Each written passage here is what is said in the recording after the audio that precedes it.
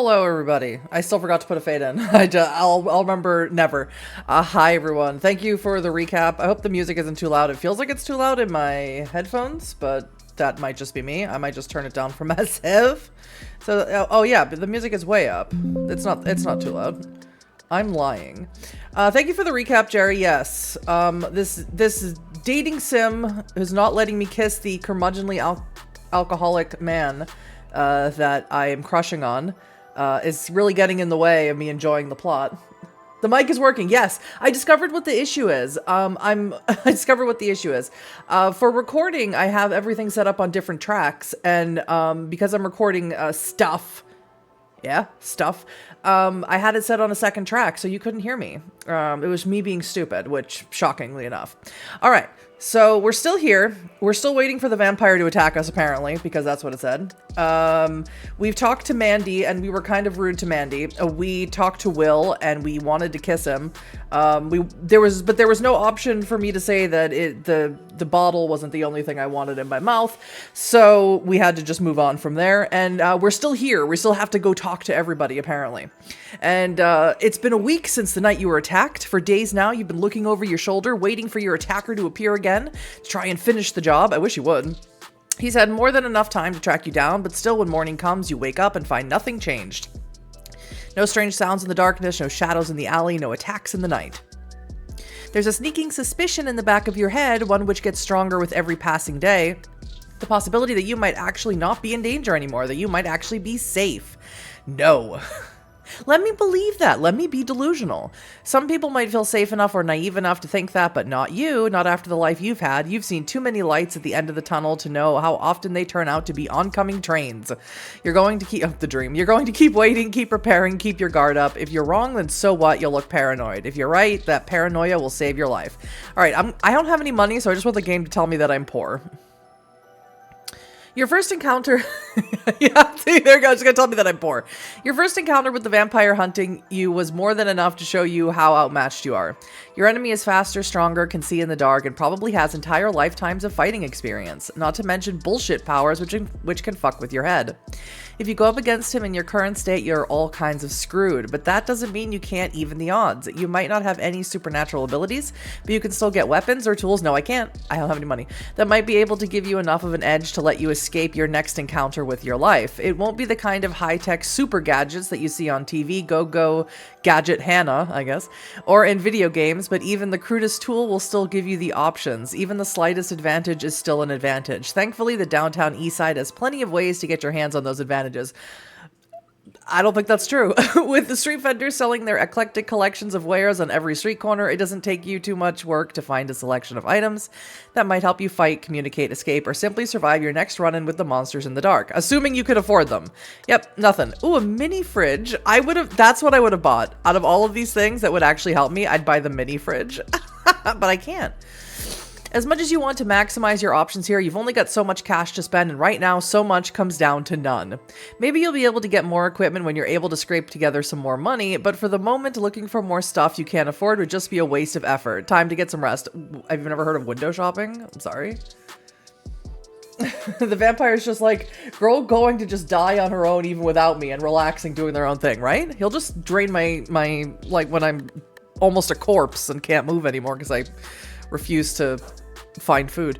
As you watch the sun go down that evening back in your own room, you can't help but think back to the past few days. You've been here a week now, which feels like an achievement in and of itself, but you can't forget that you're here for a reason, and that the only reason you're still alive is that you were lucky. You can't count on a break like that the next time you run into a vampire. Why not? But that doesn't mean you haven't been preparing for the next counter. I've got food!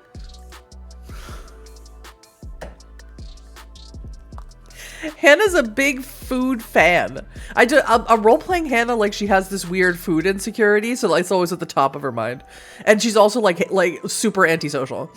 There are certain things you can't afford to ignore or make a lower priority. Food isn't one of them. Without it, you will quite literally die. The amount you've scraped together over the past week might not last you the rest of your life, but it's more food than you had when you got here. That doesn't mean you've got more choice over what to eat. It doesn't just mean that you don't have to worry about spending precious time or money getting more anytime soon. It means you've bought yourself days, maybe weeks, to do something else, to make money, to make friends. No. not that one. To find ways to turn the tables on the vampire chasing you. You're in a better place than you were before, and you can thank your own efforts for that. I'm my best friend. I'm my own best friend.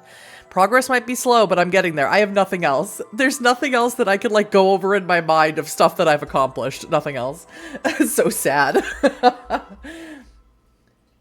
I'm sorry. Twitch doesn't love sending out notifications every time. I mean, at the rate we're going, the food will most likely last beyond our lifetime. Thank you for the optimism, Jerry.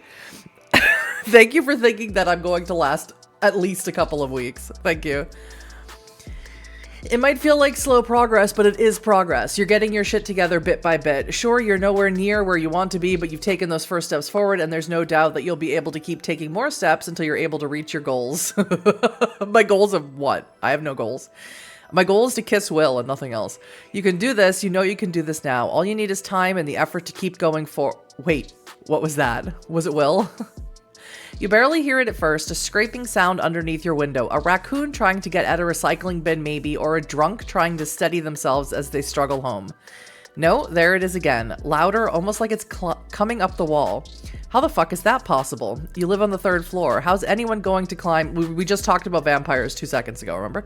That's when you see it, a dark, slim shape silhouetted against the dying light of the evening, closing around the rim of the windowsill.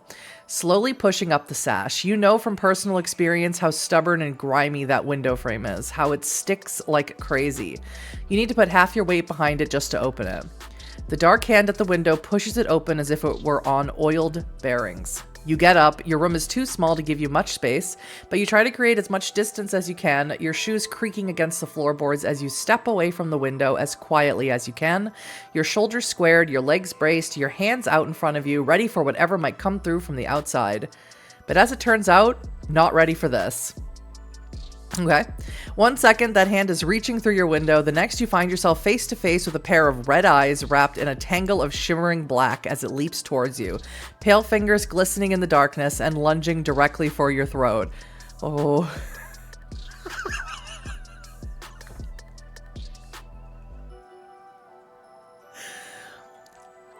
Why does it give me the silliest options? I'll call out for help to the nobody who cares about me or lives in my apartment with me. Help, help, help, you shout, each repetition getting louder and more urgent until you're practically crying out at the top of your lungs. Shout fire if you need help, not help. But you get no answer. No answer save for silence, and the vicious grin on your attacker's that's a lisp. Lips as clawed fingers rake through the air towards you. You try to back away as fast as you can, but not fast enough. Lines of white-hot pain rake through your thigh as you stumble backwards, sending you off balance and crashing almost headfirst into the chair behind you. You force yourself back up, fighting your way through the sharp agony pulsing through your leg, but your attacker doesn't give you the time to regain your bearings. They're already coming in for the kill. Here it is, folks, because the game knows you well. Ooh, hello, gorgeous. Oh, she's cutting her own throat like that. Hello. I'm fine if she kills me. Works for me. What a way to go. In that brief instant as they close in, you finally get a good look at your attacker as the light finally falls upon their face. Or rather, her face. Somewhere half between a child's doll and a fashion model. Big eyes, a snub nose, full red lips. She'd be pretty, maybe even beautiful, at least in another place. Right now, those lips are peeled back to reveal her killing fangs. Her fingers, slim and graceful, are curled into claws and poised over your head like knives, ready to deliver a killing blow. Kick her in the... Oh, it says in the gut. I thought it said kick her in the face. But still, I'm picking that one. Kick her in the gut. She'll never expect it. No one ever expects a kick in the face. You realize your mistake right as you make it. That's what I'm about, baby. I'm all about making mistakes. Your enemy might not have seen your kick coming, but she is still stronger, more experienced, and so much faster than you. Your foot shoots out to meet empty air. Your thoughts are impaled by a cold spike of terror as you realize how fucked you are. Her fingers close around your ankle like a vice grip. Is vice spelled with an S? Not a C? Crushing skin and flesh and cartilage. Pain pulses through your leg as your muscles tear under her fingers. You grit your teeth to keep from screaming as the burst of agony resolves into the sheer scraping wrongness of knowing your enemy is slowly dislocating your foot bit by bit with a terrible, deliberate inevitability. Damn, girl. Something pulls you off the ground as if you were a rag doll. Your vision blurs as you're swung in an arc, the darkened world around you twirling for a brief, terrible moment. Is this the game's way of getting back at me? Before you smash into the floor with a bone-jarring crash. The pain is so complete and all-encompassing that you can't even muster the presence of mind to be afraid as she descends upon you, fangs bared. For a moment, the world around you shrinks until there is only you and the face of the woman who is about to be your killer. She looks young, which is a weird thing to say, but she does. Maybe that's just a side effect. This is not something I would be thinking as I'm about to die. Maybe just a side... This... There's a lot of the character noticing the ages of other people, which is weird. Or maybe she's as new to this as you are. There's a trace of trepidation in her eyes, even behind that look of feral hunger. For a second, that's all you can think about, the stab of conflicts in the eyes of this creature who is about to murder you. Then you hear footsteps, the slow, deliberate steps of an old man. But not the old man I'm in love with, unfortunately. You hear a sound like a sharp intake of breath. Your attacker turns, eyes swiveling like gun turrets. And behind her stands old Sheng, the silver length of a retractable baton in his hand, and a look of fierce determination in his eyes. "Step away, monster," he says, his voice low and dangerous. "This will be your only warning." Sad. Age as someone is about to kill you. I know. The author made like the main character very like concerned about, or like very observant or insightful about people's ages, or very questioning or wondering what everyone's age is, as if we okay, so the role play then is we have food insecurity and we're also very insecure about getting older. Perfect. Works for me. The vampire flings herself at your friend like a dart, black raincoat billowing in her wake as she readies her long razor-sharp nails to strike. Oh, she's a big fan of Underworld. But the old man is ready for her. He steps to the side almost casually. The baton flashes in the dim light. You hear the sharp crack of metal striking flesh. Your attacker twirls around with a hiss of pain, the anger in her eyes redoubled. Sheng meets her furious gaze with a calmness that goes beyond serenity, almost boredom. He's supposed to be, at the very least, a child at the end of World War II. So he'd be in, like, what, his late 80s or mid-90s, depending on what our definition of a child is. Again, the vampire springs at him. Again, he ducks out of the way and slashes at her again. This time, the baton catches nothing more than cloth. A black strip of rubberized fabric shimmers as it falls away. Before it hits the floor, your enemy is lunging forward once more. If this were 50 years ago, Sheng might have won, but for all his skill and experience, he's still an old man fighting a superhuman killer. Already, his shoulders are sagging, his breath comes labored and ragged. It ends in a heartbeat. One instance, he is preparing to meet your attacker once again. The next, he is twisting, falling, crashing down, the baton skittering from his hand. The vampire looms over him, her clawed hand raising for a killing blow. Shit, you have to get up. You have to help him.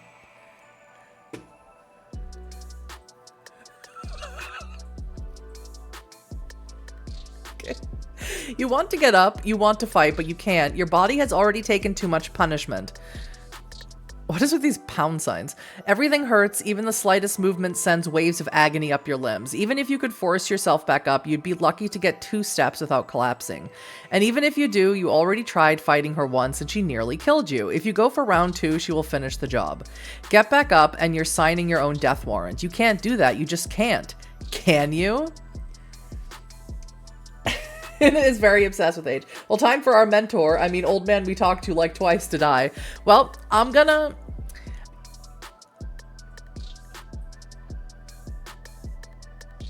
real tempted to do this one, but because he did come in and try and save me, I am feeling like I should help him. I'll at least try. I'm already really injured, and if I die anyway, then I get to see. Either way, I win. So here's the girl math that I do. I basically did a speed run to death for Beast of Glenkildove. If I did a speed run here, where I'm only on the 2nd stream of the game, or technically 3rd if I count the demo, then I win. Either way, I win. That's my girl math. I pushed through the pain. I forced myself back up. This fight is over when I say it's over. If I had an option, I'd pick these. I wish I could, like, scroll over them and see why I can't pick this option. Like, I don't have enough, like, resolve or something. The odds are against you. So what? The odds have been against you your entire life. Well, this is when I give myself a pep talk and the fact that you're still breathing is a testament to the fact that you're not the kind of person to roll over no matter how bad things get. You've never given up before. You sure as hell aren't starting now. No, you're gonna fight to your last breath if you have to. Her back is turned. Now's my chance. The kick worked really well, guys. I can do this. You don't have time for anything clever. You don't have time for subtlety. You don't have time to come up with a strategy. Your friend is about to fucking die. He's not my friend. Stop trying to force friendship on me. There is no time to think, and there's only time to do. So you pick yourself up, skip the stage where you dust yourself off, and you throw yourself at your attacker's exposed back, using all the weight and all the speed. So I fall on her. And all the speed and all the momentum of your body as a weapon, the last and most effective weapon you have. You slam into the vampire with everything you have. You hear the sharp hiss of shock as she staggers forward from the unexpected assault. You try to grab onto something to keep your enemy grappled, but she is simply too fast, too strong. Yeah, I know. And as you try to grip on her, she gets on one you. What? As you try to get a grip on her, she gets on one you. One on you? Iron hard and death cold fingers wrapping around your wrist. With contemptuous ease, she flings you off of her and right into the wall. You slump to the... I mean, I tried. You slump to the ground, your legs collapsing out from under you as even your body goes numb to the... Oh, God. As even your body goes numb to even the impact of pain. There's too many evens in that sentence. Your vision begins to dim. You feel whatever strength you have left drain away as the fight leaves your body. Dimly, you see the vampire's clawed hand drop down on your would-be rescuer's body. Faintly, you hear flesh tear and bones crack. With vanishing consciousness, you realize deep down how badly you failed in every way. The last thing you hear before you pass out is the beat of running footsteps.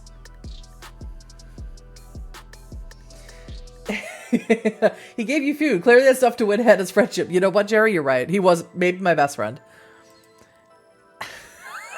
Would you like to save? Of course I'd like to save. I am completely, perfectly happy with every choice I've made so far. Save my game. Interlude 1. Yep, that's the one. Just whatever. Let's go. Act 2. This is fine. I mean, what's really funny is I don't know like how it normally goes, right? Because I try and pick the worst options available. So I don't know if that fight can go in another direction. Probably, right? Act 2. Tracks in the undergrowth. You wake to the harsh glare of a bright light staring you directly in the face. For a second, you wonder if you're dead. Then your vision starts to clear. The light I says see girders down here and I read grinder. Then your vision starts to clear. The light resolves into a single glowing orb around it. Are beams? Girders? Some kind of the theater. You're in the theater, on the stage, with the single spotlight shining directly at you. Oh my god, I'm on! Pain settles into your body like the wetness from a rainstorm, seeping into your limbs and filling the cavities of your bones. You try to take a deep breath. The jabbing sensation is in the side of your ribs tells you that this was a bad idea. Instead, you let out a noise, half grunt, half moan. You're awake. Oh my god, it's Jangles. Jangles' head appears in the light. The crime lord's... Oh no, wait. Jangles is the crime lord. I'm thinking of Rambling Jen. Jangles is the crime lord. You're awake. Yeah, I stole food from you. Jangles' head appears in the light. The crime lord's face haloed by the bright electric glow like an avant-garde artist's parody of a saint. Strong hands reach around you and gently pull you up until you are sitting, dizzy, and lightheaded, but mostly stable. You look around as your vision continues to clear. Jangles is kneeling next to you, eyeing you cautiously as 3 guards cover his back, fingers resting on the handgun tucked casually into their waistbands. The others are here too. Mandy, Fleur-de-Lis, Will. Oh my god, Will. But where's Shang? You manage to croak out. Is he... He's dead, Will replies, his jaw clenched tight. The old man's dead. He tried to fight my attacker off. What did you expect? Will all but explodes. You know how much he talked about protecting others, about being willing to sacrifice yourself to keep other people from harm? You think those were just platitudes? Yes. He shakes his head angrily. No, he meant every goddamn word. He looks away. You can't see them, but you bet there's tears in his eyes right now too. Hot. I kept telling him that that kind of thinking was going to catch up with him. Now it finally has. Because of you. Because of me. I'm the worst. I bet they all wish that they let the vampire kill me. Shang knew probably just as well as anyone could. Oh my goodness, this sentence is weird. Shang knew probably just as well as anyone could have how... all right, one more time. Shang knew probably just as well as anyone could have how dangerous the situation was. I hate that. My brain hates that sentence. More than that, he knew he was in no shape to fight a vampire head-to-head. He could have backed away, he could have hid. Instead, he stepped forward and fought a fight he knew he couldn't win. To save you. Which is why you're still breathing and why he's dead. Oopsies. Would love the old lady showing up. I'm gonna have to drink so much more now. Oh no. I made Will worse. Okay. And in the end, that's the truth, isn't it? It's your fault this happened. If you had been able to stay on your feet, you'd been able to hold your own. And if I had, like, done anything to help myself, then you wouldn't have needed saving. You wouldn't have needed another person to die so you could live.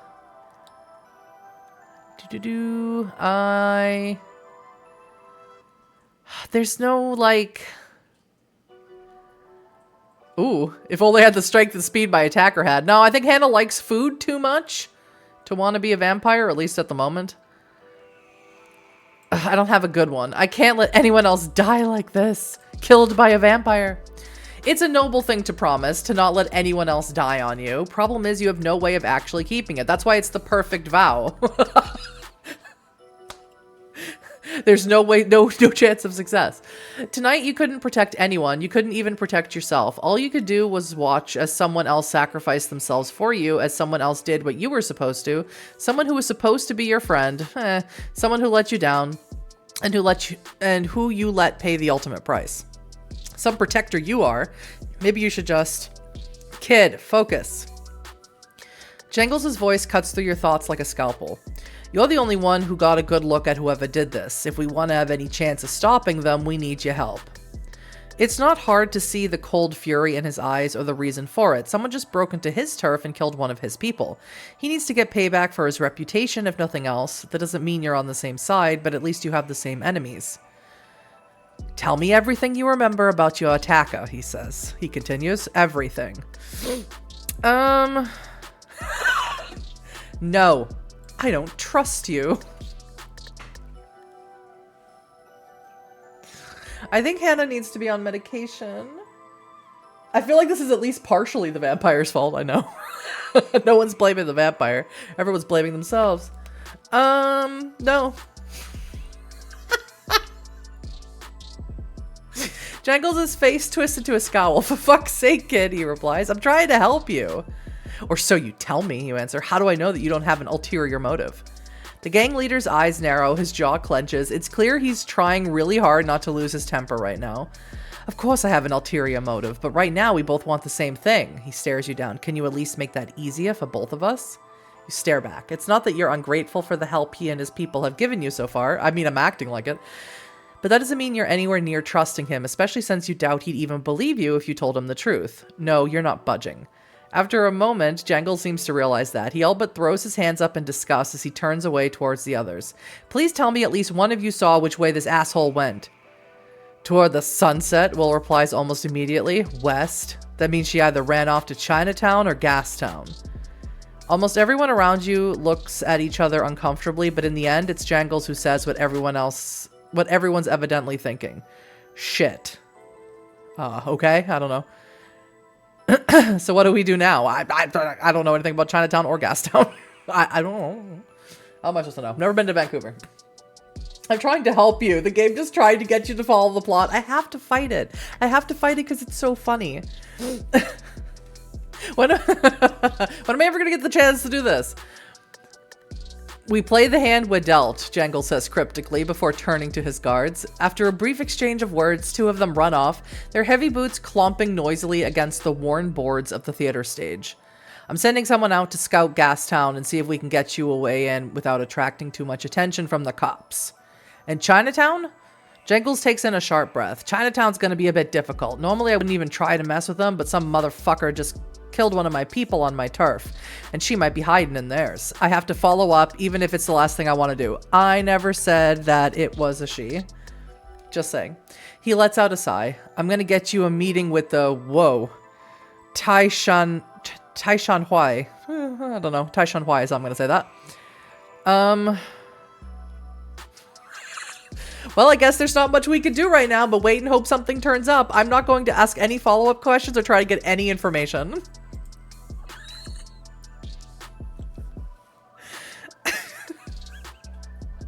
I feel like I'm a typical, like... I don't know what Hannah is, but she is an enigma.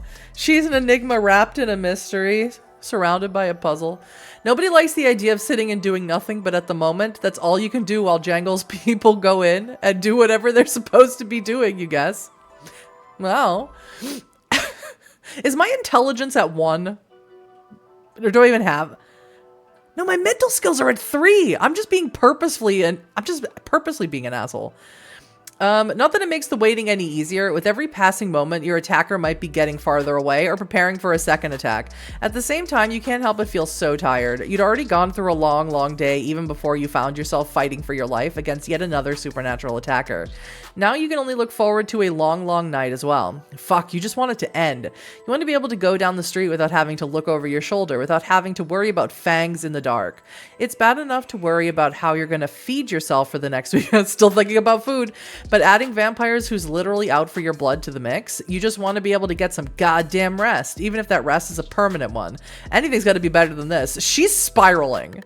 She's like, I just want to get some rest, even if I die. Even if that rest is me 6 feet under. She's spiraling. I think... Okay. All right, hang on. We're adding to the RP.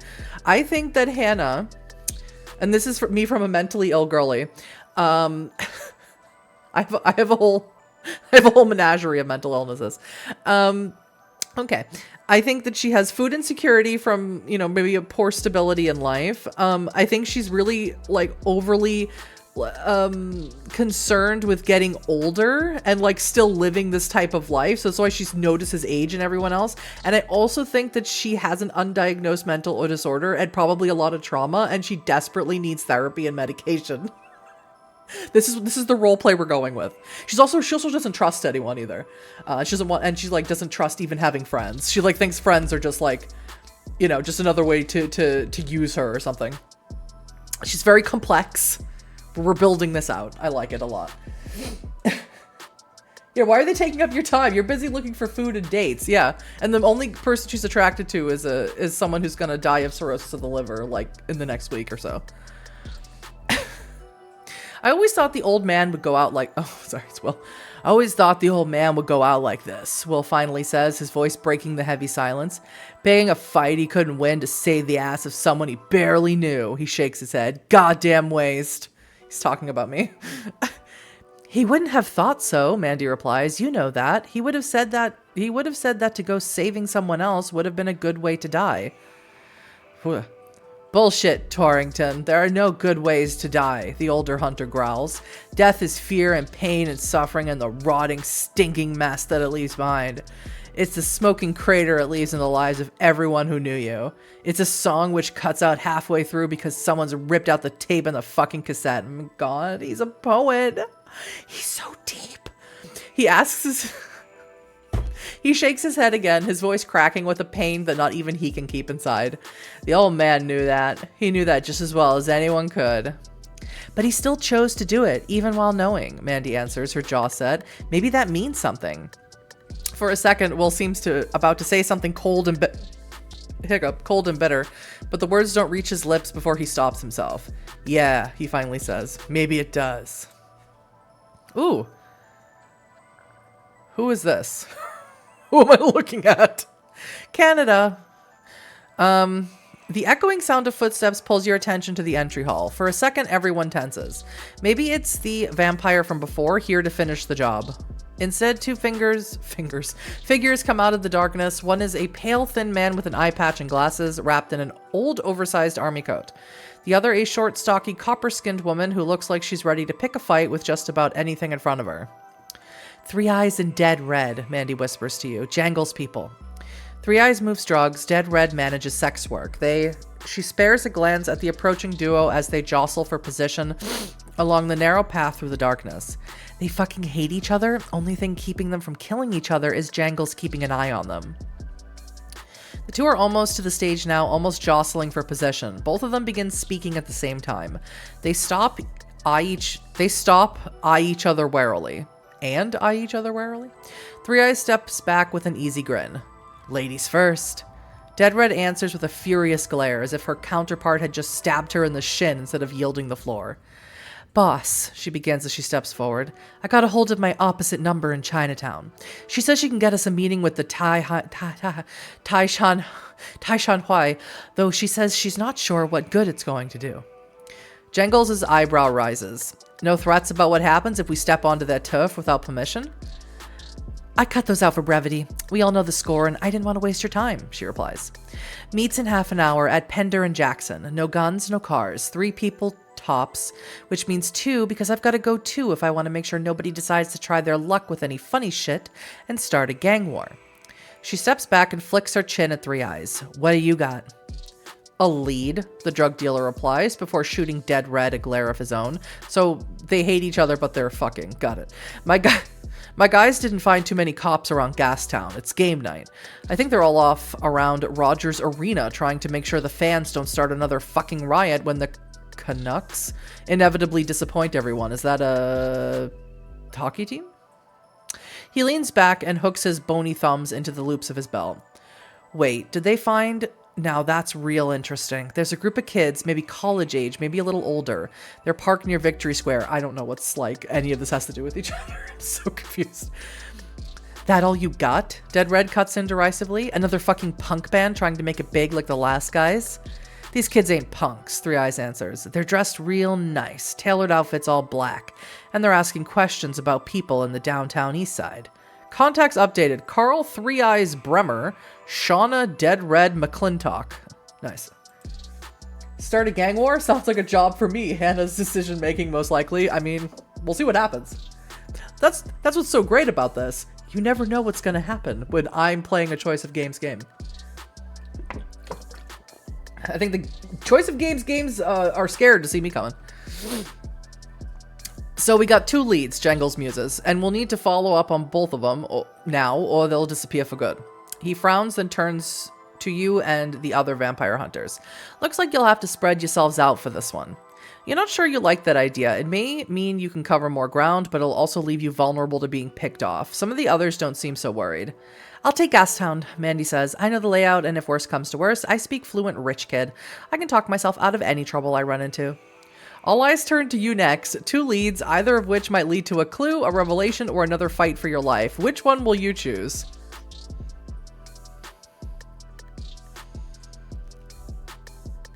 Let's see what Will's doing. Where's Will going? Will, where are you going? I'm going wherever you ain't. Oh, God, why? He replies, don't take it personal. I just want to make sure all our bases get covered in case things get messy out there. Hey, Mandy protests. I can handle myself in a fight. Against a blank? One-on-one? He shakes his head. No, that's the shit you do with 6 months of CQB training. CQB? Okay. NVGs and body armor. You get caught by one of those motherfuckers out there, you're not coming back. Will turns back to you. One of us is gonna be your backup. You or me. Your call, kid. Ugh. I'll go to Chinatown. And meet with the word that I can't say, Tai Shan Hui. Dead Red nods. I'll take you there. She pulls out her phone, her eyes narrow. We got 23 minutes. Let's go. If I can't hang out with Will, I don't care. I don't care where I'm going. Close quarters battle. Thank you, Craig. I wouldn't know. You could have given me 100 guesses, and I never would have come up with that. That walk through the back alleys of the Downtown Eastside feels uneasy, almost half surreal. Over the past week, you'd gotten almost used to the ambient sounds of the neighborhood. The cacophony of barking dogs, raised voices, and the hiss of car tires on wet asphalt, all muffled and covered up by distance and echo and the bricks which bound the maze-like passages that wend not wind, their way past the abandoned storefronts and vacant lots like irrigation channels through a desert. But now as you pass through those dark ways once more, every sound feels like a threat, every movement feels like the prelude to attack. As much as you want to tell yourself that following on Dead Red's heels makes you as safe as you possibly could be, there's no escaping the fact that less than 2 hours ago you were fighting for your life, and that only the fear that keeps your hackles up and your eyes on a swivel saved you. I mean, how long has it been? Wasn't she dislocating my ankle? My foot? Oh, aren't I pretty injured? I don't know. Dead Red doesn't seem any less worried. Her eyes dart from side to side as if looking for threats or a way out. You haven't known her long. No, I've known her for like a minute. But you get the distinct impression that Dead Red isn't the kind of person to scare easily. Whatever's got her spooked must be big, which means it's starting to spook you too. So I just keep walking, baby.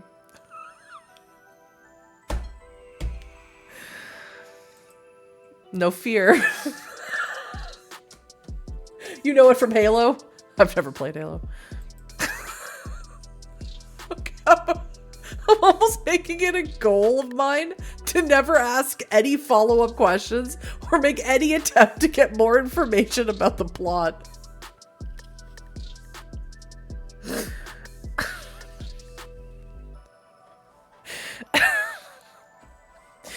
Sometimes Hannah's head is just one of those cymbal-clanging monkeys. You walk on in silence out of things to say. I haven't said a thing. I didn't have anything to say. I bring nothing to the table. Ahead, the sound of traffic begins to get louder. You see the narrow darkness of the alleyway give way to streetlights. Inside Hannah's head, she's just playing like episodes of Friends or something. And under them, two figures stand, shoulders squared, waiting for you. Both of the figures ahead of you are men, average height, dressed in white button-up shirts and dark pants. As you get closer, you can make out the tinges of gray in their short black hair, the silver lengths of retractable batons glimmering in their hands. Hey, didn't Zhang have a retractable, shiny baton?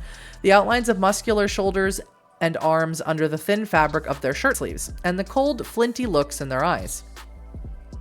One of the men, looking maybe slightly older than the others, steps forward. You may call me elder brother Lu, of the Tai Shan Huai, he says, his voice clipped and taut, almost impatient.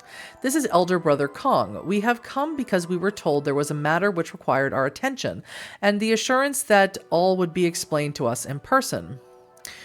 Dead Red steps back almost into the shadows. It's pretty obvious that this is your show now. Why? Elder Brother Lu spares her half a contemptuous glance before turning his sharp gaze to you. So tell me then, why has this meeting been called, he demands. Why are you here? Context updated, Ta Xuan Hoi. Right. We need your help against a supernatural threat since there is actually no stupid option for me to pick. And we're walking. I mean, you bring food to the table like you're not sharing it with anyone, but you have it. And imagine Hannah in the theater just like sitting by herself and just like, you know, like they have food because obviously they have means. And they have like a nice dinner and Hannah just has like plastic bags full of like snack foods. And she's just like, you know, like eating in the corner like, I don't know, some sort of rodent. She's like a raccoon. I can't. I can't. What has happened? How did this come about? What am I doing? One of the two men, elder brother Kong, raises an eyebrow ever so slightly. His companion seems rather less interested in what you have to say. I should not be surprised, he all but scoffs. All these decades you ignore us, talk over us. I'm sorry, I don't know who you are. Belittle our customs and our traditions. Not me. Dismiss our rituals as foreign mumbo-jumbo and primitive superstition. Yet when the monsters begin to scratch at your door, suddenly it is we you come to for help. I mean, not me. I've never heard of you before today. I'm so sorry. He shakes his head. It is too late for that. Long ago, you people, me, made the decision to segregate us from your world. That choice cannot be unmade. The monsters in the dark do not stray into Chinatown. The Tai Shan Huai have made sure of it. He looks past you to Dead Red. Tell your superior that this is no business of the Tai Shan Huai. If you and your compatriots cannot maintain discipline on... He casts a disdainful glance at the direction of the Downtown Eastside. Your side of the line, then that is no concern of ours. He begins to turn away. This meeting is over. I'm so sorry. I don't know what you're talking about. Hang on. I haven't asked any follow-up questions. I don't know anything about you. Literally, I just followed this lady here. I'm not even with her. How are monsters attacking people on our streets not your concern? I say arrogantly. Our streets? Your streets, Elder Brother Lou replies, matter-of-factly, as if correcting a spelling error. Once upon a time, this city, this country, decided that it was unacceptable that we wield any power or influence outside of these little postage stamps which you'd marked off for us. That time was not so long ago. Your problems are not our problems. The way he talks, you think he was referring to two separate cities, if not two separate countries. He can't really think that blood-sucking monsters attacking people just outside of Chinatown will stop and turn away as soon as they hit the boundary, does he? But judging from the look in his eyes, he really does. This is a waste of time, he replies, and this is not our problem. Not your problem? Aren't you supposed to be devoted to fighting these things? I guess so. Hannah knows a lot more than I do. We are, Elder Brother Lou replies. At least when it comes to our territory, our people, our streets. Chinatown is safe and its people are free from the fear of the monsters which evidently plague you. Monsters which the Tai Shanhui have spent decades hunting, fighting, and warding against, to the derision and the disdain of all around us. This we have done with meager resources and no official support. Official? He fixes you with a look that is half impatience and half contempt. If you cannot do what we have done, when you have the rest of the city on your side, then do not think you will have our sympathies, let alone our assistance. That's bullshit. He's got to know that's bullshit, right? I don't think so. He might see the city in terms of Chinatown and everyone else, but that doesn't mean that kind of thinking is anywhere close to reality. The way he talks, you'd think you had the VPD, City Hall, the provincial government, and the fucking armored vehicles parked outside the Seaforth Armory at your beck and call, when you can't even afford regular goddamn phone service. But no, one look in his eyes is all you need. To him, you're the outside, and that's enough to make sure he's going to do his best not to let you in. Now, if you're finished, I believe this meeting has run its course, he replies, unless there is some other matter you would like to complain about, which is not our problem. I can't pick these ones. I can't pick these ones because I'd pick this one if I could. I mean, I could say this one, which is probably the one that will get him to fix it, but I think it'd be funnier if we just go here for no reason and waste everyone's time. Based on what I've seen, it'll pose a threat to Chinatown, too. Elder Brother Lou's eyes narrow. And what have you seen exactly? That these creatures aren't going to follow any rules anybody else has set down, you reply, choosing your words carefully, and that they're willing to take risks and think outside the box in ways that make them dangerous. You might think you've scared off anyone who might pose a threat to you, but the guys that attacked us, they don't need heed warnings. They won't come in a way that you'll see coming, and they'll attack anyone which they see as an easy target. Elder Brother Lou frowns. Conjecture, based on little or no evidence. I've seen it with my own eyes. I survived getting attacked. Others weren't so likely. Oh my god, lucky. I can't read. The other man, Elder Brother Kong, says something in Mandarin so fast and so heavily accented that you don't catch any of it. Elder Brother Lou's frown deepens. He replies with a voice that sounds dismissive, almost contemptuous. But Elder Brother Kong appeals to him again, and at last, with an expression that seems more like exasperation than anything else, the other man relents. Very well, he says. Follow me. We will discuss this. Oh my goodness. We will discuss this a more secure place, and we shall see how much of a threat these creatures really are. We will discuss this a more secure place. I run into, every time I play the Choice of Games games, I always run into spelling errors. There is a lot of spelling errors in this one, and weird grammar errors. The two elder brothers of the Tai Shanhui lead you across the street and into the alleys on the other side as the last glimmers of blue twilight fade from the western sky. At first, everything seems the same constructed passageways with the same disused and pothole-ridden pavement, the same echoing sounds of human and animal voices, the same dim cast-off glow of the streetlights filtering in through the cracks in the building.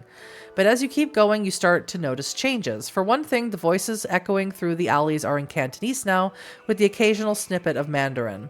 Is Hannah canonically, lore-wise, supposed to be of Chinese descent? Because I know me, I wouldn't be able to tell the difference between Cantonese and Mandarin.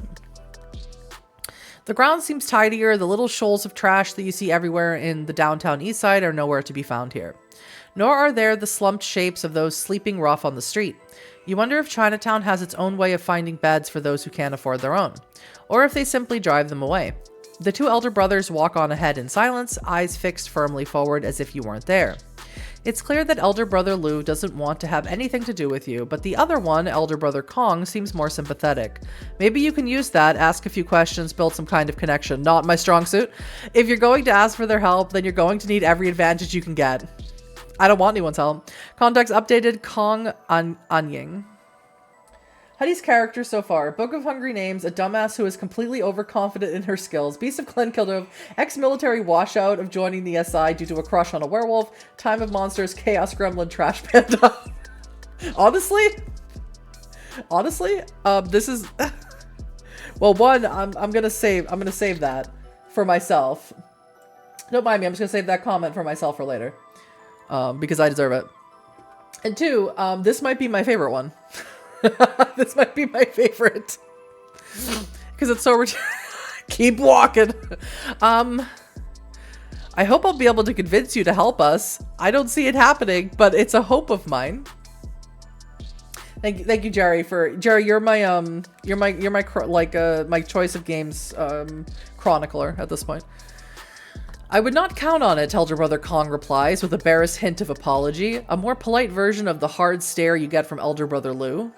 Why not, you ask? We do the same thing you do in Downtown Eastside. We hunt down monsters. No, we don't. We don't, Hannah. You haven't done anything. We don't... We'd both be more effective if we cooperated with each other, wouldn't we? Elder brother Lu's stare grows even sharper. If that is what you think, then you are mistaken, he replies coldly. We are the result of centuries of tradition honed to a fine edge. We have devoted our lives to the protection of those whom others would not, and we have suffered for that devotion. To demean ourselves, to debase ourselves by working in common cause with petty criminals is beyond the pale, even when they carry pretensions of doing what we do. So this is a pride thing, is it? No, this is a matter of fact, he replies, as if trying to explain calculus to a small child. That's me. If someone tried to explain calculus to me, it would be like that. You may choose to think, to pretend that we are the same, but the truth is that we are the noble heirs of a great legacy, and you are the cast-off of criminals of a society of criminals. At best, you would get in our way. At worst, you would only seek to exploit us for our own ends. Damn, he's got my number. Fucking read me the riot act. He shakes his head. No, we are nothing alike, and we never will be. Fucking hell, can this guy even hear himself talk? Forget allies. You're wondering how he doesn't have any more enemies. Keep walking. He insulted us, and now we're just gonna shut down and walk.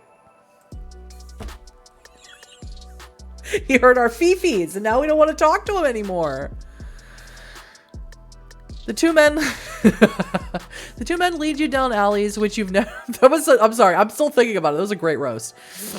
10 out of 10. The two men lead you down alleys which you've never seen before, through so many twists and turns that you lose your bearings more than once. At least twice, you're led across open streets, one whose names are only legible in the lights of the passing cars. Finally, you're brought down one last alleyway, then back up a staircase. Elder brother Lu pulls out a ring of keys from his pocket and leads you through one locked door, then another. You find yourself in the narrow and brightly lit corridor of an apartment building, but not like the SROs, don't know what that stands for, in the downtown east side. The wallpaper might be faded and torn, and the floor might creak as you step on it, but the air echoes with the sounds of playing children and laughing adults. Heat presses in from all sides, burning away any vestige of the damp and cold night you've just stepped out of, laden with the aromas of tea, oil, and cooking spices. The two elder brothers of the Taishan Huai lead you further into the bright light and comforting smells, up another staircase, then finally down one last corridor to yet another heavy-looking wooden door. Only some sort of talisman hanging from it marks it out as any different from the others. Take off your shoes, elder brother Luke commands. The elders of the Taishan Huai are inside. Now we will see if there's any truth at all in what you claim. Oh, good. Why are things grayed out? You're not sure what you expected the inner sanctum of an ancient monster hunting organization to be like, but it probably wasn't this. The first thing you notice is the smoke, filling the air and covering everything above head level in something almost like a haze.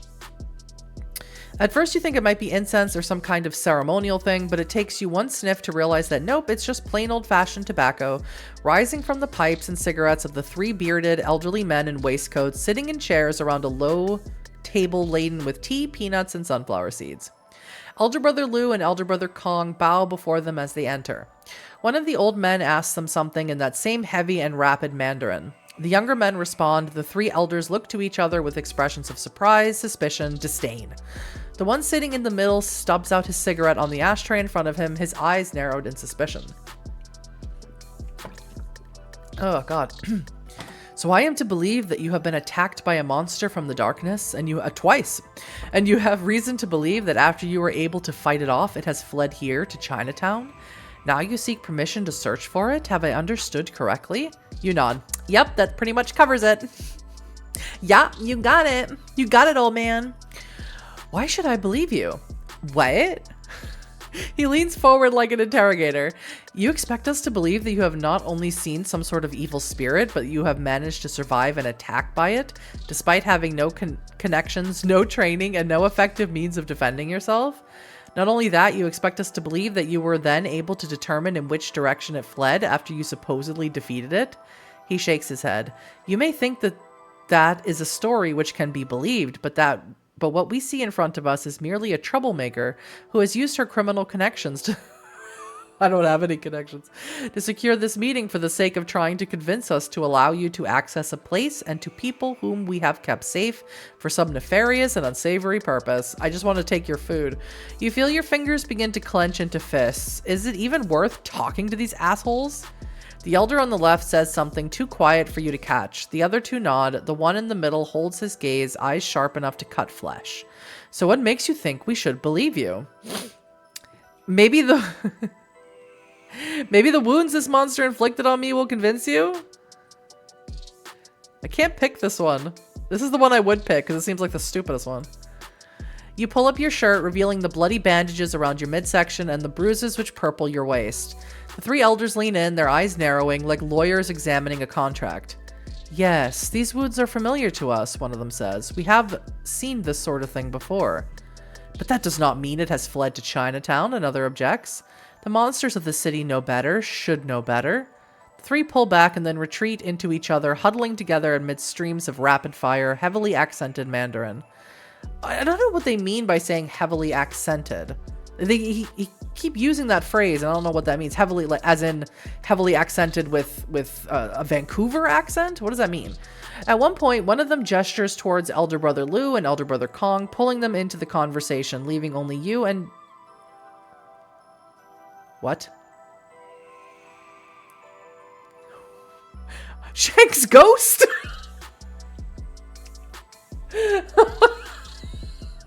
Okay.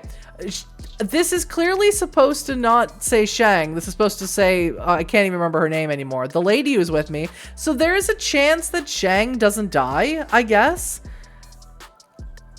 Because it says leaving only you and Shang. Shang's dead? He's dead. Well, I guess we know we can survive. Yep.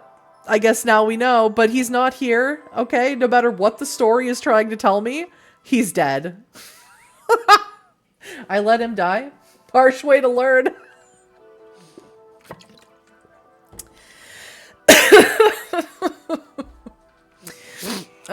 Yeah. Okay. Well, anyway. We will admit that your wounds look like... I wish I could clip this and send this to Jason Hill. So it'd be like, hey, this needs to be fixed. There's obviously some sort of path routing error here.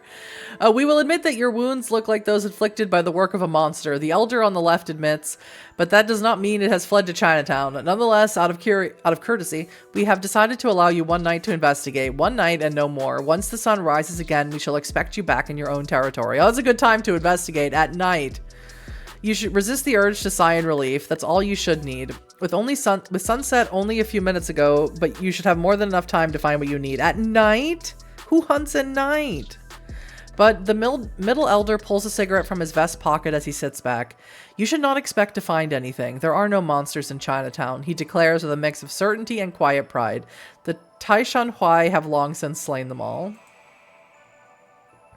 Oops. Do not forget that you are here at our indulgence, Elder Brother Lou tells you as he leads you back outside. Do not break anything, do not disturb anything, do not speak to anyone who does not wish to be spoken to. Cause no trouble and leave no sign that you were ever here, understood? Yeah, I think so, you reply, trying your best to just get this overbearing jerk out of your hair. If you find anything, then report it to us immediately, he continues. This remains our territory and the people here are under our protection. We will handle any threats to them without your interference. With that, he turns around, leaving you in the middle of the alley without even the courtesy of a goodbye or a good luck or even a go fuck yourself. Well, I think leaving me in the middle of the alley is a go fuck yourself. It's just a silent one. At least you don't have to deal with him anymore. Finally, on your own, you think about what happened to what's-her-face? I forget her name already. Hang on. What's her name? Contacts.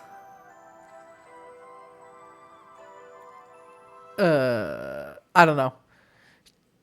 Dead Red. Was it Dead Red? So we didn't start a gang war yet, but we did meet a wraith at least, I know. We didn't even care about that. We were just like, yeah, I see ghosts all the time. What of it? You pull up a map of the area in your head. Huh. I could never do that. I could never do that. It gave me I would stay in that alley all night trying to figure out how to pull up a map in my head. Picturing the spot where you were attacked and then mentally drawing a line south and west to where it hits Chinatown. That means you should be starting there. About 3 blocks back and a little to the west. As good a place as any. I could never be a hunter. I would never be able to do that. You give me all night and I'd still be standing there like like the meme of Patrick from SpongeBob SquarePants with the plank of wood nailed into his forehead. That'd be me. It doesn't take you long to find the vague area where your attacker probably crossed into Chinatown, but just finding the place you think your attacker went through doesn't exactly fill in the blanks all by itself, especially since you don't even know if she actually went this way in the first place. Time for some detective work, you suppose? The most obvious way of getting started would probably be to keep pulling on the thread you've already got. You already have a rough idea of the path your attacker took to get here, assuming she actually went this way. Which means if you keep following it, you should be able to find a clue somewhere or other. But if that doesn't work, then there's always trying to ask the locals. Even this late, there are still plenty of lights on overhead. Someone had to have seen something, although whether they'd be willing to actually talk to you is another question entirely. Last of all, you could just try and search the side alleys, just because that sounds safe. At night, let me search the dark alleys by myself, because Dead Red or Red Dead, whatever her name was, it didn't come with me. Just because your attacker probably came this way and probably kept going in the same direction doesn't mean she actually did. She might have taken a turn somewhere, ducked into a side passage. If you want to cover all your bases, you need to look down those places too. Hopefully, one way or another, they'll let you pick up her trail. You take a breath and take another look around. Maybe you'll find some other clue looking elsewhere.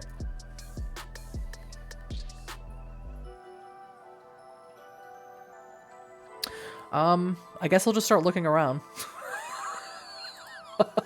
I'll just start... I'll do that. I don't know how to do this. No one gave me any training or anything because I let my mentor die. It doesn't take us long. We smart. So that's where those dots of mental was put. Just having a map. Yeah. Got a map in the old noodle. Can't do anything else. It might seem a bit counterintuitive to go looking around without a plan, but given as if we don't have phones with maps on them. But given that you're not really sure where a lead might be hiding, you suppose it's just as good a plan as any. At first, you don't find much. It's hard enough to try and find any clue that someone's passed by in a place where hundreds, if not thousands, of people pass by every day. It's even harder when you're doing it in the dark. The lights shining from above help sometimes, but at the same time, they cast shadows which hide blind corners and all kinds of nooks and crannies. Worse yet, every time you look up at them, the brightness fucks with your night vision, which means it takes you half a minute for your eyes to adjust to the darkness again. You're about to give up on the thing entirely when you hear something. You stop and try and stay quiet as you can try and make out the sound among the hiss of passing cars on distant roads. After a second, you're able to make out a steady beat. Oh, I thought I found a nightclub. Footsteps once coming towards you by the sounds of it. There are a million reasons why someone could be out here in a dark alley in the middle of the night. At least one of them might be worth looking at, and at least some of them might put you in even more trouble than you're already in. I'm not smart enough to bring a flashlight, apparently. Stay out of sight. We're going to watch him from the shadows. You stop moving and go as quiet as you can until you can only hear the sound of your own breathing, those distant footsteps, and the far-off hiss of traffic. Sure, whoever's making those footsteps might have seen something. They might be able to help you, but then again, they might be some random person who might react really badly to being scared. Or worse yet, it might be your attacker setting up an ambush at a time when you're in no shape to get into a fight. No, it's not worth it. You wait for the footsteps to stop, then fade away. You hear the sound of a door swinging closed. Only then do you let yourself move again.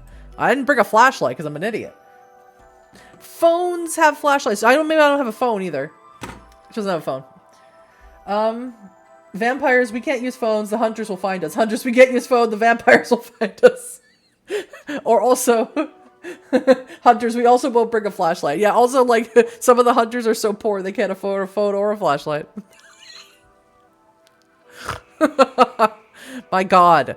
Their flashlights are you just wind it up with like kinetic energy. Like it doesn't last very long, but you know, it doesn't take any batteries or anything. You spend a few more minutes looking around, staring at the ground, the walls, at anything that might be a clue or lead you to one. As far as you know, you find nothing. Maybe you should have tracked down whoever was making those footsteps. Yeah, maybe. Maybe that was your best chance to pick up a lead. Yeah, maybe. Wait a minute. You look down to see a thin patch of mud next to your foot, a wet and slick pool of silt sitting within a shallow dip in the asphalt. You've stepped through it at least once already. You can see the print of your worn-out shoe pressed into the thin mud, but there's also another print next to it, a different one. There are none of the ridges and subdivisions that sneakers or work boots tend to leave. In fact, the impressions seem almost smooth, unlike almost any kind of shoe that you can think of. Something's up with this shoe print, maybe even a clue. You just have to figure out what it is. Okay? It's the most obvious way of the game going, please stop hiding from things. Please touch the story. Please pick up these pieces. Because I can't imagine ever looking at a muddy puddle and going like, that shoe print is the weirdest shoe print I've ever seen. You didn't expect to be spending your nights staring into a muddy puddle, trying to figure out what kind of shoe would leave a print like this. But you know in the back of your head that it might just be the clue you need to find where your attacker fled to. Which means despite everything, you are now squatting down in a dark alley, staring at a shoe print in a muddy puddle, trying to figure out what kind of footwear might have left it. There are a few possibilities you can definitely rule out because of the lack of ridges or bumps. Just like my brain has no ridges or bumps. That means they're not sneakers, running shoes, hiking boots, or work boots, or anything like that. The flat heel means they weren't stilettos. Though why anyone would be wearing stilettos in a dark alley is beyond you. Flip-flops, not in this weather, and the heel is too deep for that. Cowboy boots, no, the shape is wrong, and also what kind of pretentious dipshit wears cowboy boots? Then it hits you, dress shoes, flat bottoms, wide heels. The weight distribution checks out too. So, leather dress shoes with pointed heels, probably really nice expensive ones. Given how rainy the day's been, they must be recent too. You can't think of any reason why a local would go around a back alley wearing anything. What? But vampires are supposed to be well dressed, right? The ones you've run into sure have been. Now that you know where to look, you find more shoe prints made by the same pair of shoes. Enough, I got a big magnifying glass and I'm following the shoe prints. Enough to figure out the direction in which the wearer was going. Maybe this is the clue you're looking for? I don't know, Hannah. I don't know what you're talking about. I think you're very mentally ill and we need to get you in to see a doctor immediately. That's what I think. Oh, I need these shoes are adorable. You've got something now, a clue, you suppose, though only the one. It's not a lot to go on, but it's a start. What is the clue? What is it? And come to think of that one bit of information might be enough to point you in a direction. It won't be a particularly solid lead or particularly precise one. No, it's not any lead. It's nothing. It's a shoe. There's no crime. You don't know what type of shoes she was wearing when she attacked you. And even if you did, she could be wearing different shoes now. What does that matter? I'm so confused. And so, like, I'm sorry. Maybe it's just me. I have plenty of times been caught out wearing the wrong shoes.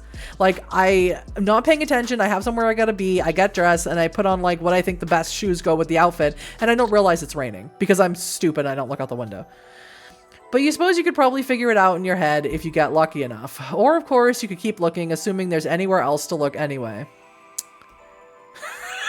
I think I could figure out... I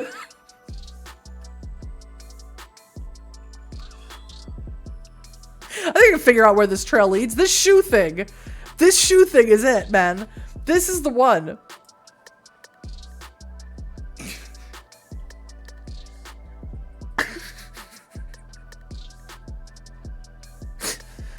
normal person would even try to put together where to go next with the evidence you found, but you're not a normal person, are you, Hannah? After all, you haven't found all that much, which means you'd have to piece together the rest with nothing but intuition and guesswork. Luckily enough, you're really fucking good at intuition and guesswork. The story's like, fine, whatever, I'll just give you the answer.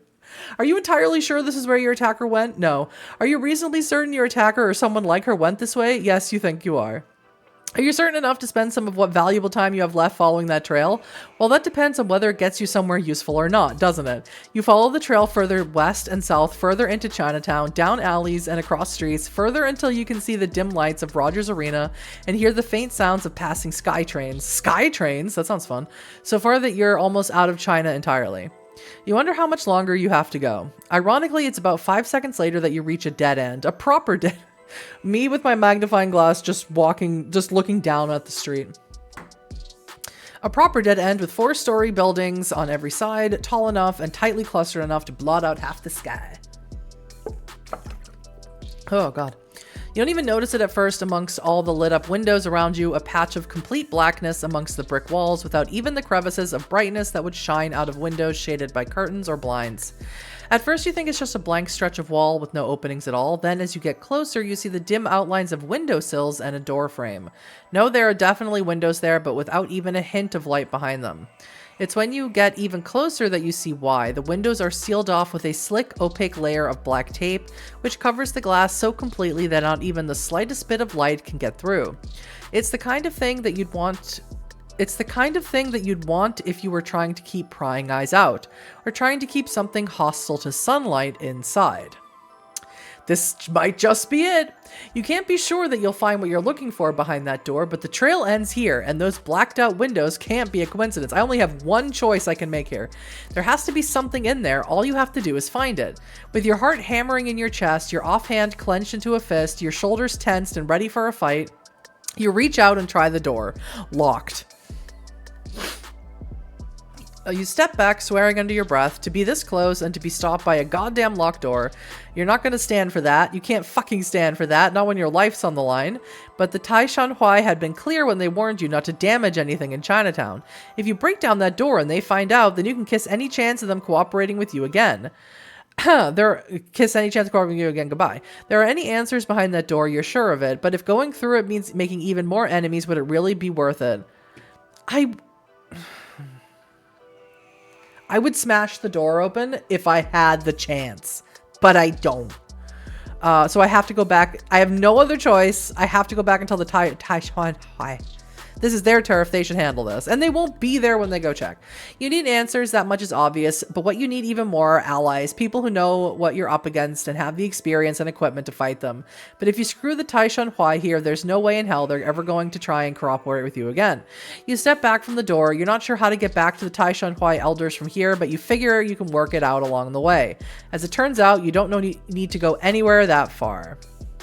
They approach you swiftly, silently from the shadows. They were watching me the whole time, being really weird, staring at shoe prints on the ground. Moving so stealthily that you don't even realize they're there until all 4 of them loom out of the darkness, almost within arm's reach of you. So, Elder Brother Lu says as he steps forward, you have finished your fool's errand then? It's not a fool's errand. We found something? Who's we? Me and my wraith. Me and my imaginary friend. Hannah talks about herself in the third person. Hannah has DID. What is going on here? Who's we?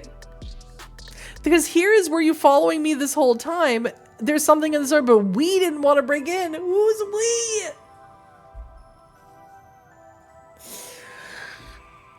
Well, not a fool's errand. We found something. And she says, indicating to the air.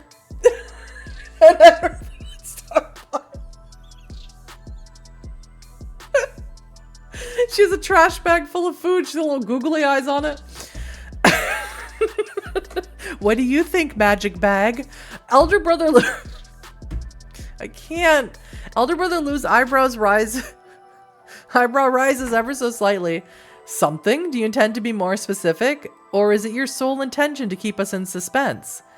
I think it has something to do with the vampire that attacked me. I just have a feeling. Is that so? The elder brother of the Tai Shan Hui nods ever so slightly. I will admit that I did not expect you to respect our jurisdiction, he continues. I wasn't gonna. I didn't want to. I had imagined that you would carry on in pursuit of your own selfish interests without consideration for those who live here and those who protect them. The fact that you did surprises me. The fact that you would come to us upon finding the object of your search instead of pursuing heedlessly on your own, that speaks well of your judgment. The game wouldn't let me. I would have smashed in the door. And the Twitch chat. We did it, guys! He shakes his head again as his smile grows a little wider and perhaps even warmer. No, it is more than that. You have not only showed respect for our jurisdiction, but the game is forcing me to have friends, but for our people as well. You have treated them and their property with respect, even when they had no means to oppose you. In that sense, too, we have misjudged you. Stop! I don't want friends! He steps back, then to the right, opening a path for you, giving you a way out. You have behaved yourself among us, and for that reason, we will allow you the privilege of departing with our best wishes.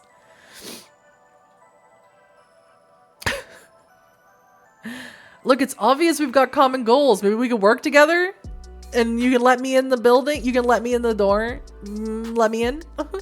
For a second, the corner of Elder Brother Lou's mouth seems to twitch just a little. Do not press your luck, outsider. You have behaved yourself well so far. Do not ruin the impression you have made by making assumptions. You leave and try not to seem too obviously relieved when you do so. There was only so much more of that pompous asshole you were going to be able to stand. I mean, it was fine. I thought his roast was hilarious. I would have laughed if someone said that to me. Hi, TikTok. Oh my god. Taking Time Bob Gaming. Hello. Just that office handshake meme. Yeah, exactly. I definitely need to, when I get these on YouTube, I need to download and clip some of these so that I can send it off to the Choice of Games peeps, so they can see that there's some pathing error in the writing, where choices are obviously, like, in certain circumstances not being remembered. You'd be lying to yourself if you said you didn't have any second thoughts on the way back to Downtown Eastside. At the end of the night, you'd given up one solid lead you'd found, the one chance you might have had to figure out why two blood-sucking psychos have tried to kill you in as many weeks. Instead, you gave that up for the sake of what? Playing nice with a bunch of pretend... This is so weird, because, like, I didn't say anything to them to indicate that I was annoyed at their behavior. I didn't care. I didn't care at all that they seemed that way to Hannah. I was like, they're whatever. They seem fine to me. With a bunch of pretentious, self-absorbed dickbags who didn't even have the goddamn human decency to thank you for putting their arbitrary rules over your own life. Was that really the right thing to do? Hannah needs help. After all, you can hope that your decision tonight will change something that'll make the Tai Shan Huai reconsider who they are and the way they deal with outsiders, but you really doubt it. You can't have been the first stranger to have helped them out, and somehow they've managed to stay insular, stuck up shitheads for centuries. Jeez, she has big feelings about them. Chances are you threw away your only good lead for nothing, something which doesn't exactly put you in a good mood as you make your way back to the theater. Big feelings. Big feelings. Game devs won't let you have no friends. How mean. They didn't offer Hannah any food, so clearly that's enough to put them on her shit list. I guess so. Maybe she's not even a person. Maybe she's a raccoon. Like really legitimately a raccoon who thinks she's a person. A raccoon who gains sentience. You return to the theater empty-handed with nothing but the tenuous possibility of some future cooperation with the Tai Shan Huai if they ever actually do get around to re-examining their own prejudices. Thankfully, the others have had your back. I found her, Mandy tells you. The bloodsucker in the black raincoat tailed her for a bit, but lost her in the alleys. I have no idea how she realized I was following her. She was talking on her phone the whole goddamn time. Did you at least overhear anything interesting? Matter of fact, I did, the other hunter replies with a grin. She was talking about a meeting somewhere downtown 5 days from now, just after sunset. They'd have to get to wherever this place is, maybe meet up beforehand, you muse. That means they'll be exposed to the sun getting there unless the meeting place and the route there are both out of direct sunlight. Exactement, Fleur de Lis replies. Probably underground. It is not a street address, but it narrows things down enough for us to try and find it on foot. I forgot she existed. Vancouver by night. Make it to the end of Act 2. I did it! It's a step forward more than... Make it to the end of Act 2. That's meaning I could have died before Act 2? Damn. Damn. Now I'm pissed. It's a step forward. More than that, it's a lead more solid than anything you've had before. You may not know exactly where the vampires who've been attacking you are going to be meeting, but you know when they'll be, and that means you have a chance to force a confrontation and end this once and for all.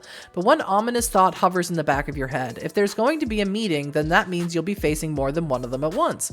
So far, you've barely been able to survive your encounters with single vampires, and even then only with help. And even then only at a terrible cost. Hey, the game remembered Cheng's dead again. Sweet. What happens when you have to face a whole group of them? Die. Perfect. Okay, we're ending a little bit early, but it's fine. Made up. We went a little bit over last time. I'll be back on Thursday. We'll get to, I suppose, Act 3 already is what we're coming up with. Yes. Continue. Ba-boom. Yeah. No, interlude. Okay, so the interlude in between Act 2 and Act 3. We'll do that. I'm guessing these interludes run super long, or maybe if I just dick around enough, they run super long.